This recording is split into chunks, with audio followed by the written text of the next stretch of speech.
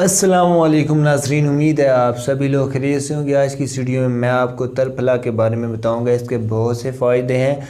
अगर आप तरफला को जड़ी बूटियों की रीढ़ की हड्डी कहें तो ये बिल्कुल भी गलत नहीं होगा, क्योंकि इसके इतने ज़्यादा फ़ायदे हैं कि आप काउंट भी नहीं कर सकते। इसके बहुत ज़्यादा फ़ायदे हैं। मैं आपको इसके फ़ायदे बता दूँ, लेकिन इससे पहले बता दूँ कि तरफला होता क्या है।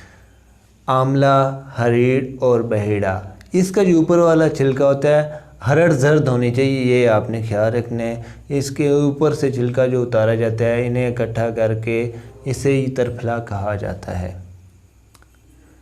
तो इसका जो मिजाज है ये मतदिल है और ये मुसफ़ा खून भी है, बहुत ही बेहतरीन चीज़ है। तो इसके इस्तेमाल से हमें क्या क्या फ़ायदा होगा, आप यकीन माने ये फ़ायदे जान के आप हैरान रह जाएंगे कि इसके इतने ज़्यादा फ़ायदे हैं और हम इस चीज़ से बिल्कुल भी दूर हैं। तो इसके जो फ़ायदे वो मैं आपको बता दूँ। ये दिल, जिगर, दिमाग, मैदा, जिन लोगों का कमज़ोर है उनके मैदे, दिल, जिगर और दिमाग को ताकत देता है। अगर नया या पुराना बुखार है तो उसको दूर करता है। बदहज़मी का प्रॉब्लम है तो उसको दूर करता है। भूख कम लगती है तो उसको दूर करता है। अगर कब्ज़ का प्रॉब्लम है तो उसको भी दूर करता है। इसके अलावा सर दर्द है, नज़ला ज़ुकाम है, दायमी नज़ला ज़ुकाम है तो उसको भी दूर करता है। और इसके अलावा वो बीमारियां जो लाइलाज हैं, इसके इस्तेमाल से अल्लाह के फजल और करम से वो बीमारियां बिल्कुल ठीक हो जाती हैं।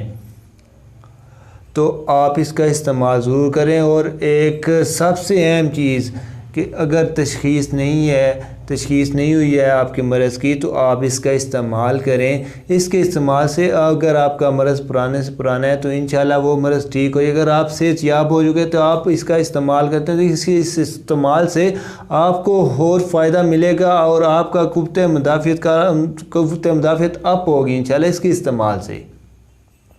तो आप इसका इस्तेमाल लाजमी करें। और आने वाली वीडियोस के अंदर मैं आपके साथ इसके मुख्तलिफ़ नुस्खा जात शेयर करूँगा। आप ज़रूर उन्हें इस्तेमाल करके फ़ायदा उठाइएगा और बिल्कुल भी इस चीज़ को मिस मत कीजिएगा। ये बहुत ही बेहतरीन चीज़ है और आने वाली वीडियोस को बिल्कुल भी मिस मत करिएगा।